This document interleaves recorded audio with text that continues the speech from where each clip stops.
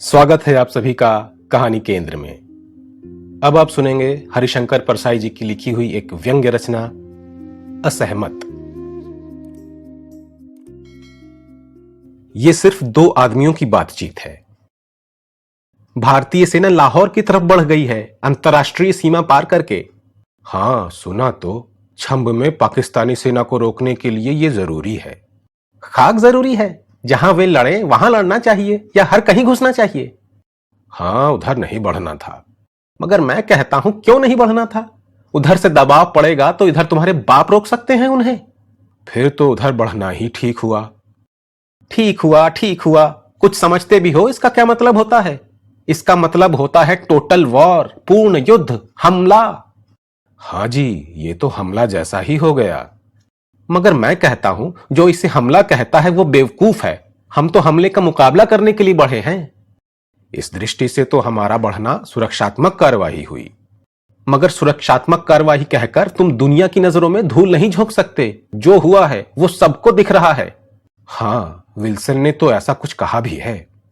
तुम विल्सन के कहने की परवाह क्यों करते हो? जो तुम्हें सही दिखे करो। बिल्कुल ठीक है। जो देश के हित में हो वही हमें करना चाहिए। देश हित की बात करते हो? देश हित कोई समझता भी है? सिर्फ देश हित देखोगे या अंतर्राष्ट्रीय प्रतिक्रिया का भी ख्याल रखोगे? ठीक कहते हो, आज की दुनिया में अंतर्राष्ट्रीय प्रतिक्रिया देखना भी जरूरी है। मगर मैं कहता हूं, अंतर्राष्ट्रीय रुख ही देखते रहोगे या देश के भले की भी कुछ सोचोगे? अंतर्राष्ट्रीयता की धुन में ही तो तुम लोगों ने देश को गर्त में डाल रखा है। इस बातचीत में जो लगातार सहमत होने की कोशिश करता रहा वो मैं हूं। मैं उससे बहस नहीं करता, मतभेद जाहिर नहीं करता, सिर्फ सहमत होना चाहता हूं। पर वो सहमत होने नहीं देता। वो कभी किसी को सहमत नहीं होने देता। अगर कोई सहमत होने लगता है तो वो झट से असहमति पर पहुंच जाता है। सहमति से भी वो नाराज होता है और असहमति से भी। पर असहमति का विस्फोट बड़ा भयंकर होता है। इसलिए मैं सहमत होते होते निकल जाता हूं, जैसे आंधी आने पर आदमी जमीन पर लेट जाए। उसने मेरी तरफ देखा, मैं कुछ नहीं बोला, दूसरी तरफ देखने लगा। वो खिसियाया, कैसे बेवकूफ से पाला पड़ा है। खीजा, कैसे बेईमान लोग हैं। क्रोधित हुआ, सबको देखूंगा। तना, मैं किसी की परवाह नहीं करता। ढीला हुआ, कैसा दुर्भाग्य है। दुखी हुआ, ऐसों की चलती है, मेरी नहीं चलती। मन में फिर तनाव आया। वो अंगुलियों के कटाव गिनता हुआ जल्दी जल्दी चला गया। सारी दुनिया गलत है, सिर्फ मैं सही हूं। ये एहसास बहुत दुख देता है। इस एहसास में आगे की अपेक्षा होती है कि मुझे सही होने का श्रेय मिले, मान्यता मिले, कीमत भी मिले। दुनिया को इतनी फुर्सत नहीं होती कि वो किसी कोने में बैठे उस आदमी को मान्यता देती जाए जो सिर्फ अपने को हमेशा सही मानता है। उसकी अवहेलना होती है। अब सही आदमी क्या करे? वो सबसे नफरत करता है, खींचा रहता है, दुख भरे तनाव में दिन गुजारता है। इसकी दुनिया से इसी तरह की लड़ाई है। पर वो मुझसे ही क्यों उलझता है? हर बार मुझे ही गलत क्यों सिद्ध करता है? बात यह है कि पूरी दुनिया से एक साथ लड़ा नहीं जा सकता। दुनिया के हजारों मोर्चे हैं और करोड़ों लड़ने वाले हैं। मगर दो देशों की लड़ाई में पूरे देश आपस में नहीं लड़ते, सिपाही से सिपाही लड़ता है। लड़ने के मामले में सिपाही देश का प्रतिनिधि होता है। उन कुछ लोगों को जिनसे उसकी अक्सर भेंट होती है, उसने दुनिया का प्रतिनिधि मान लिया है। इनमें से भी सबसे ज्यादा मुलाकात मुझसे होती है, इसलिए इन कुछ का प्रतिनिधि मैं हुआ। इस तरह दुनिया का प्रतिनिधि मैं बन गया।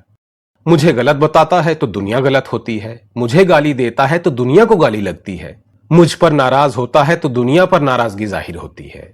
मैं दबता हूं तो दुनिया को दबा देने का सुख उसे मिलता है। सारी दुनिया की तरफ से इस मोर्चे पर मैं खड़ा हूं और पिट रहा हूं। वो मुझसे नफरत करता है मगर मुझे ढूंढता है। कुछ दिन नहीं मिलूं तो वो परेशान होता है। जिससे नफरत करता है उससे मिलने की इतनी ललक प्रेम संबंध में भी नहीं होती। मुझसे मिलकर, मुझे गलत बताकर, मुझ पर खींचकर और मुझे दबाकर जो सुख उसे मिलता है, उसके लिए वो मुझे तलाशता है। विश्व विजय के गौरव और संतोष के लिए योद्धा दुनिया भर की खाक छानते थे। वो कुल 4-5 मील सड़कों पर मुझे खोजता है तो दुनिया को जीतने के लिए कोई ज्यादा नहीं चलता। अगर सारी दुनिया गलत है और वो सही है तो मैं गलत हूं और वो सही है। मैं पहले उससे असहमत भी हो जाता था, तब वो भयंकर रूप से फूट पड़ता था। उसे गलत माने जाने पर गुस्सा आता था, वो लड़ बैठता था, गाली गलौज पर आ जाता था। मैंने सहमत होने की नीति अपनाई। मैं सहमत होता हूं तो वो सोचता है ये कैसे हो सकता है कि मैं और दुनिया दोनों ही सही हो। दुनिया सही हो ही नहीं सकती। वो झट से ठीक उल्टी बात कहकर असहमत हो जाता है। तब वो एकमात्र सही आदमी और दुनिया गलत हो जाती है। मैं फिर सहमत हो जाता हूं तो वो फिर उस बात पर आ जाता है जिसे वो खुद काट चुका है। बहुत भ्रष्टाचार फैला है। हां, बहुत फैला है। लोग हल्ला ज्यादा मचाते हैं, इतना भ्रष्टाचार नहीं है। यहां तो सब सीआर हैं। एक ने कहा भ्रष्टाचार तो सब कोरस में चिल्लाने लगे भ्रष्टाचार। मुझे भी लगता है लोग भ्रष्टाचार का हल्ला ज्यादा उड़ाते हैं। मगर बिना कारण लोग हल्ला नहीं मचाएंगे जी। होगा तभी तो हल्ला करते हैं। लोग पागल थोड़े ही हैं। हां, सरकारी कर्मचारी भ्रष्ट तो हैं। सरकारी कर्मचारी को क्यों दोष देते हो? उन्हें तो हम तुम भ्रष्ट करते हैं। हां, जनता खुद घूस देती है तो वे लेते हैं। जनता क्या जबरदस्ती उनके गले में नोट ठूसती है? वे भ्रष्ट ना हो तो जनता क्यों दे? कोई घटना होती है तो वो उसके बारे में एक दृष्टिकोण बना लेता है और उससे उसका उल्टा दृष्टिकोण पहले ही मन में हमारे ऊपर मढ़ देता है। फिर वो हमसे उस आरोपित दृष्टिकोण के लिए नफरत करता है। नफरत इतनी इकट्ठी हो जाती है कि वो उस घटना के लिए जिम्मेदार भी हमें मान लेता है। चीन ने भारत को 3 दिन का अल्टीमेटम दिया तो उसे लगा जैसे अल्टीमेटम हमने दिया हो। बस्तर में आदिवासियों पर गोली हमने ही चलाई। रोडेशिया में गोरी तानाशाही कायम हो गई तो उसे लगा जैसे हमने ही इयान स्मिथ की सरकार बनवा दी हो। वियतनाम पर अमेरिकी बमबारी फिर शुरू हो गई तो उसने मान लिया कि हमने ही बम वर्षा का हुक्म दिया है। कुछ दिन वो खूब भन्नाता रहा, मिला नहीं। एक दिन वो मिल गया। ऐसे मिला जैसे युद्ध अपराधियों से मिल रहा हो। मिलते ही फूट पड़ा, तुम्हारे अमेरिका ने फिर बम बरसाना शुरू कर दिया। उसने हमें ऐसे देखा जैसे पुलिस हत्यारे को देखती है। हमने कहा यह बहुत बुरा किया, इससे क्रांति की आशा फिर नष्ट हो गई। वो एक क्षण को सहम गया।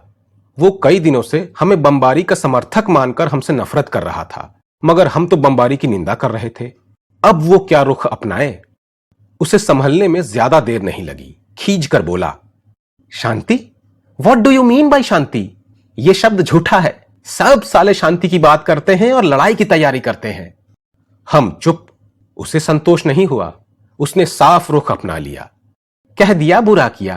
क्या बुरा किया? उत्तर से दक्षिण में फौज आती है, चीनी हथियार आते हैं, उसके ठिकानों पर बम गिराए बिना कैसे काम चलेगा? इस दृष्टि से तो बमबारी ठीक मालूम होती है। क्यों ठीक है? नागरिक क्षेत्रों पर बम बरसाना ठीक है, ये कहते शर्म आनी चाहिए। हां, नागरिक क्षेत्र पर अलबत्ता बम नहीं गिराना चाहिए। मैं कहता हूं कहीं भी क्यों गिराना चाहिए? अमेरिका को क्या हक है इधर आने का? ये उसके राज्य का हिस्सा नहीं है। ठीक कहते हो, एशिया में अमेरिका को हस्तक्षेप नहीं करना चाहिए।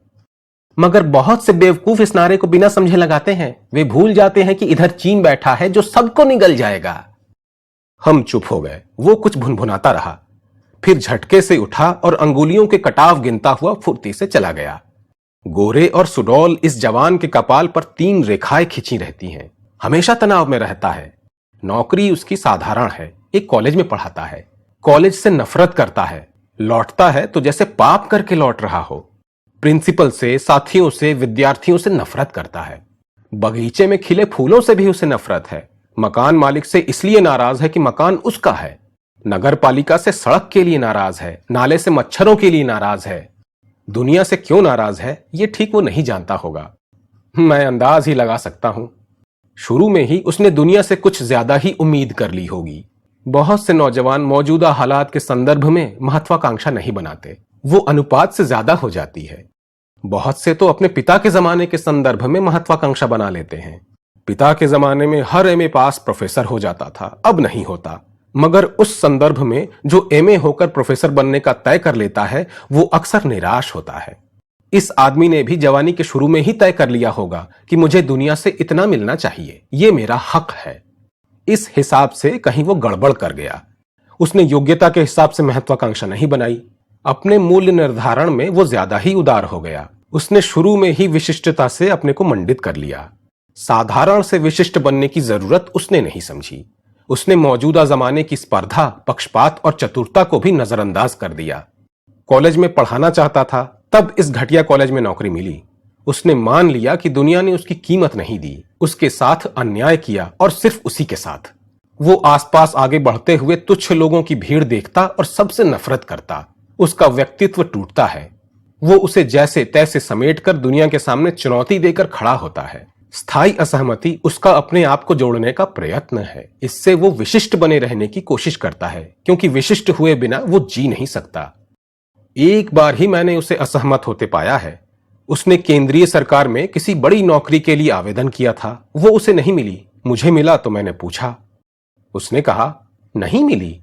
मैं डर रहा था कि कहीं इसने इसके लिए भी मुझे ही जिम्मेदार न मान लिया हो, पर उसकी आंखों में ऐसा आरोप भाव नहीं था। मेरी हिम्मत बढ़ी। मैंने कहा, आजकल पक्षपात बहुत चलता है। वो सहमत हो गया, बोला, ठीक कहते हो, ऊपर के लोग अपनों को अच्छी जगह फिट करते हैं और योग्य आदमियों की अवहेलना होती है।